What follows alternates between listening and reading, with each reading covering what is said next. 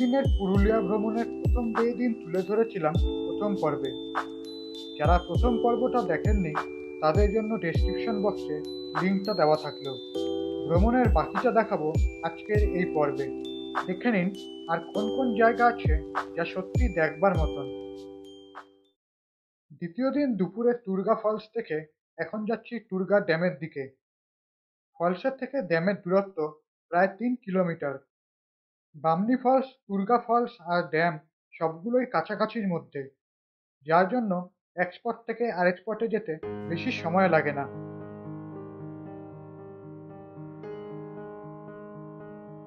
এই হচ্ছে পাহাড় দিয়ে ঘেরা অসাধারণ সুন্দর টুরগা ড্যাম। টুরগা ফলস থেকে আসা জলটাই ড্যামের মধ্যে স্টোর করা হয় আর পাম্প স্টোরেজ প্রজেক্টের মাধ্যমে বিদ্যুৎ উৎপন্ন হয়। অযোধ্যা পাহাড়ের বেশ কয়েকটা স্পট দেখে এখন যাচ্ছি চরিদা গ্রাম। এই গ্রাম কিন্তু অযোধ্যা পাহাড়ের বাইরে। আর কেন বিখ্যাত সেটা একটু পরেই বলছি। জায়গাটা ঘুরে দেখার আগে কিন্তু গাড়ি পার্কিংয়ে রাখতে হবে। চরিদা গ্রাম প্রধানত বিখ্যাত ছৌ নাচের বিভিন্ন মুখোশ তৈরির জন্য। আপনারা নিশ্চয়ই জানেন যে পুরুলিয়ার ছৌ নাচ খুবই জনপ্রিয়। সেই নাচের সময় যে মুখোশ ব্যবহার করা হয় সেগুলো বানানোর জন্যই চরিদা বিখ্যাত। এছাড়াও দেখতে পাবেন ছৌ মুখোশ মিউজিয়াম। যদিও মিউজিয়ামটা ছোট, তবে এখানে আসলে এই ছৌ মুখোশ তৈরির ইতিহাস, কিভাবে তৈরি হয় বা কত রকমের মুখোশ হতে পারে সব জেনে নিতে পারবেন। মিউজিয়ামে ঢোকার জন্য কিন্তু টুরিস্টদের কোনো টিকিট লাগে না।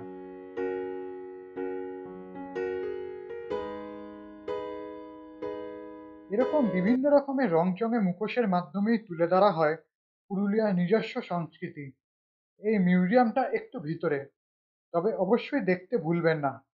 এখানকার মুখোশ শিল্প এতটাই জনপ্রিয় যে চরিদা মুখোশ গ্রাম নামে পরিচিত।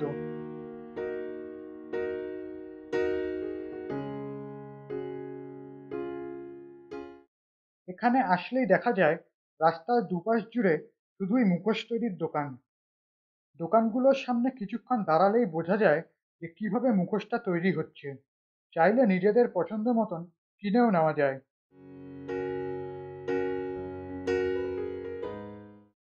চরিদা গ্রাম থেকে আবার চলেছি অযোধ্যা পাহাড়ের দিকে। মাঝে এক জায়গা দাঁড়িয়ে লাঞ্চ করে নিয়েছি। অযোধ্যা পাহাড়ের একটা অন্যরকম সৌন্দর্য আছে, যেটা সামনাসামনি না দেখলে কিন্তু মিস করে যাবেন।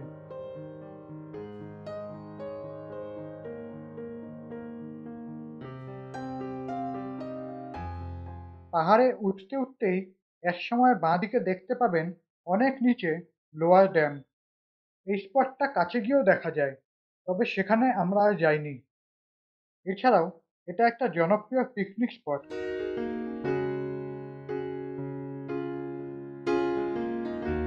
অনেক উপর থেকে লোয়ার ড্যাম অসাধারণ সুন্দর লাগে। আর এখানে যে জলটা ধরে রাখা আছে সেটাই যাচ্ছে লোয়ার ড্যামে। এবার চলে আসলাম পুরুলিয়ার আরেকটা সুন্দর জায়গা, আপার ড্যামের সামনে। লোয়ার এবং আপার দুটো ড্যামই পুরুলিয়া পাম্প স্টোরেজ প্রজেক্টের আন্ডারে। পাহাড়ের একদম উপরে এত বড় জায়গা নিয়ে তৈরি হওয়া এই ড্যাম সত্যিই দেখবার মতন। স্থানীয় এলাকায় জল সাপ্লাই আর বিদ্যুৎ উৎপাদনের জন্য এই ড্যাম কিন্তু খুবই গুরুত্বপূর্ণ।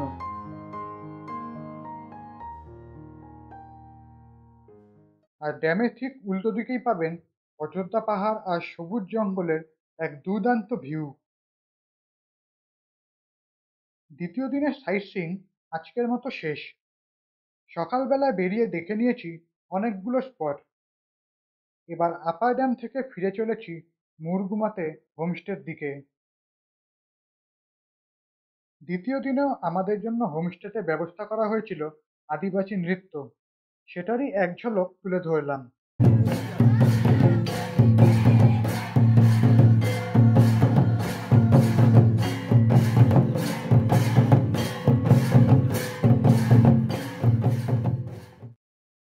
তৃতীয় দিন মুরুগুমার এই হোমস্টে থেকে চেক আউট করে যাব পুরুলিয়ার আরেক প্রান্তে।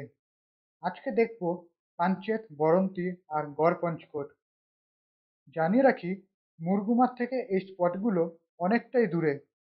যার জন্য সকালে তাড়াতাড়ি ব্রেকফাস্ট করেই বেরিয়ে পড়তে হবে, না হলে কিন্তু জায়গাগুলো ভালো করে দেখা যাবে না। আজকে প্রথমেই যাব পাঞ্চেত ড্যামের দিকে। রাস্তায় একবার চা খাওয়ার ছাড়া কিন্তু আর কোথাও দাঁড়াইনি। প্রায় 3.5 ঘন্টা পর দুপুরবেলা এসে পৌঁছালাম পাঞ্চেত ড্যাম। দামোদর নদীর উপর এত বড় ড্যাম সত্যিই বিস্ময়কর ব্যাপার, যা না দেখলে কিন্তু বিশ্বাসই করা যায় না।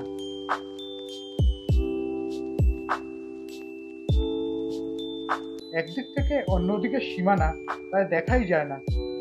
হঠাৎ করেই মনে হয় যেন সমুদ্রের ধারে এসে দাঁড়িয়েছি।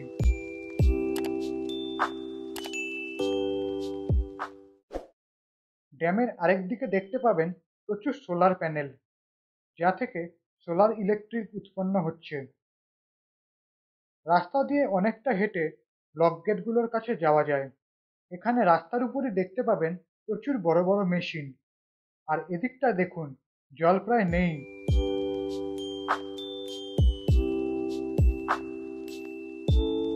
এই পাঞ্চেত ড্যাম পশ্চিমবঙ্গ আর ঝাড়খণ্ড রাজ্যের বর্ডারের ঠিক মাঝে। এখানে আসলেই বুঝতে পারবেন যে কতটা বড় এই ড্যাম। এবার চলেছি পুরুলিয়ার আরেকটা সুন্দর জায়গা, বরন্তি। মুরগুমাতে যে 2 দিনের প্যাকেজ বুকিং ছিল, তার সাথে কিন্তু আজকে সারাদিনের গাড়ির কন্ট্রাক্টটাও আছে। বাকি লাঞ্চ, ডিনার বা নাইট স্টে খরচ সব কিন্তু আলাদা। মাঝে এক জায়গা থেকে লাঞ্চ করে বিকেলের দিকে চলে আসলাম বরন্তি। এখানেও আছে একটা ড্যাম, কাছেই বরন্তি গ্রামের থেকে যার নাম হয়েছে বরন্তি ড্যাম। চারপাশে পাহাড় দিয়ে ঘেরা এই ড্যামের ভিউ কিন্তু খুবই সুন্দর, যেটা আরো ভালো লাগে সূর্যাস্তের সময়।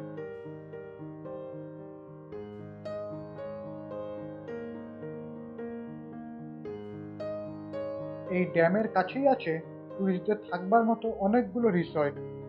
যদিও রাত্রে আমাদের থাকার জন্য বুকিং ছিল গড়পঞ্চকোটে।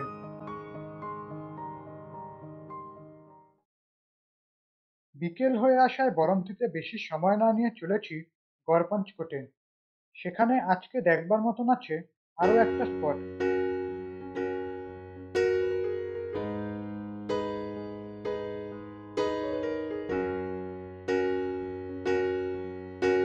চলে আসলাম গড়পঞ্চকোট। এটা একটা হিস্টোরিক্যাল সাইট। এখানে দেখতে পাবেন বহু পুরনো আমলের মন্দির আর কেল্লার ধ্বংসাবশেষ, আর দূরে সবুজ পাঞ্চেত পাহাড়। প্রথমেই দেখাচ্ছি রাস মন্দির। এত প্রাচীন একটা মন্দির যে এখনো টিকে আছে, সেটাই আশ্চর্যের। আর মন্দিরের দেওয়ালের কারুকাজগুলো অসাধারণ। দেখে নেওয়া যাক মন্দিরের চারপাশটা।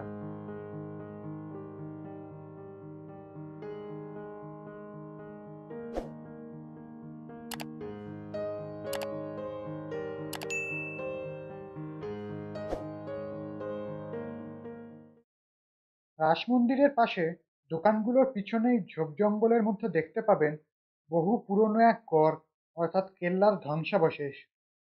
ঐতিহাসিক নিদর্শন হিসাবে এগুলো খুবই গুরুত্বপূর্ণ, যদিও সেরকম মেইনটেনেন্স কিন্তু এখনো করা হয় না। যদিও এটুকু দেখার জন্যই কিন্তু সারা বছর প্রচুর টুরিস্ট আসে এখানে।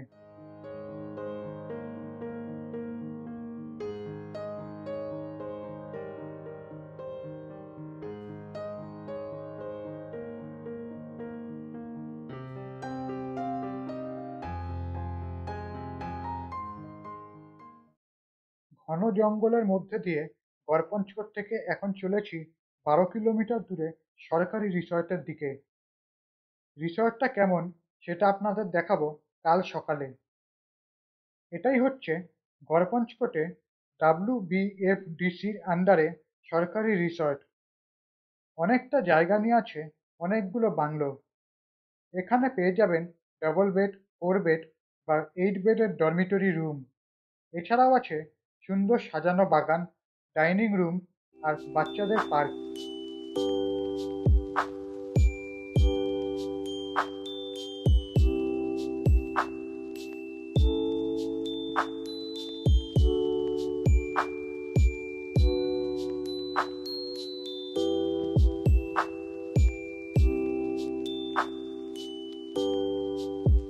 যদিও প্রাইভেট হোমস্টের তুলনায় চার্জ একটু বেশি, তবে এখানকার ফ্যাসিলিটি কিন্তু খুবই ভালো। যদি গড়পঞ্চকোটে আরেকদিন থেকে যেতে পারেন, তাহলে দেখে নিতে পারবেন মাইথন ড্যাম আর শুশুনিয়া পাহাড়। যদিও এবারের মতন সেখানে আমার যাওয়া হয়ে ওঠেনি। আমার 3 দিনের পুরুলিয়া ভ্রমণ এখানেই শেষ। সকালে ব্রেকফাস্ট করে আজকের মতো বেরিয়ে পড়লাম 30 কিলোমিটার দূরে আসানসোলের উদ্দেশ্যে। সেখান থেকে কলকাতা যাওয়ার জন্য পেয়ে যাব অনেক ট্রেন।